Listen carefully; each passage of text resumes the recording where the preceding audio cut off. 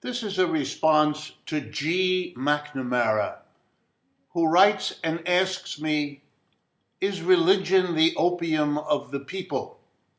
Is it a barrier to worker solidarity and cooperation? You know, this question arises often, and it's an important one. It has to do with how people influenced by the Marxian tradition look upon that famous line that Marx wrote, that religion is the opium of the people. But what has often happened is that people didn't read the whole quote. They didn't even read the last sentence, which is where that line about opium of the people appears. So I want to begin by reading that to you. Religion, this is what Marx wrote. Religion is the sigh of the oppressed creature, the heart of a heartless world, and the soul of soulless conditions. It is the opium of the people. The lesson in that remark, in that sentence, is that you have to see religion as a complicated phenomena, a set of contradictions, if you like. Does it hold people back from political activity? It can, it sometimes does. Does it stimulate them to become politically active and to change the world? It can, and it sometimes has and does. In other words, it's not all of one piece or the other. When Marx writes it's the heart of a heartless world, he's saying that religion performs an important function for people whose real lives are in trouble, whose opportunities, whose satisfactions, whose needs are not met in an adequate way. And so they find solace and support in a religion because they can't find it in the real world around them.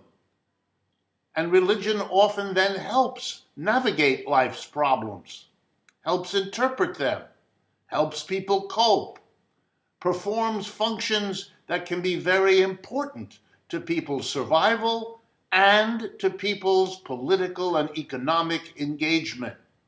Of course, it's also true that religious authorities and institutions have often, and probably in most cases, made their peace with Caesar, with the government, with the economic systems in which they exist, so that they become allies of those systems. And when those systems are exploitative, they have often become allies of the exploiters. And on some occasions, allies of the exploited. Again, that dual role. Marx also made a very important point.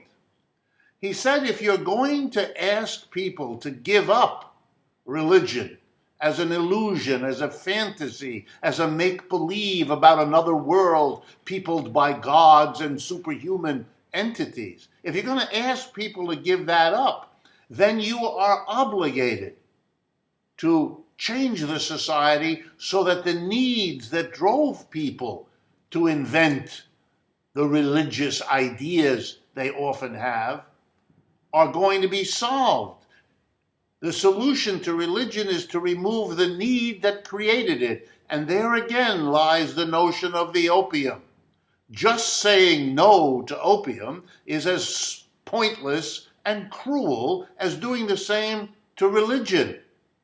If you want to deal with religion respectfully in terms of what it has meant and does mean to human beings, then you need to change the society to make human beings get out of their real interactions with one another the things they need, and then won't need the religion that they have embraced for so long.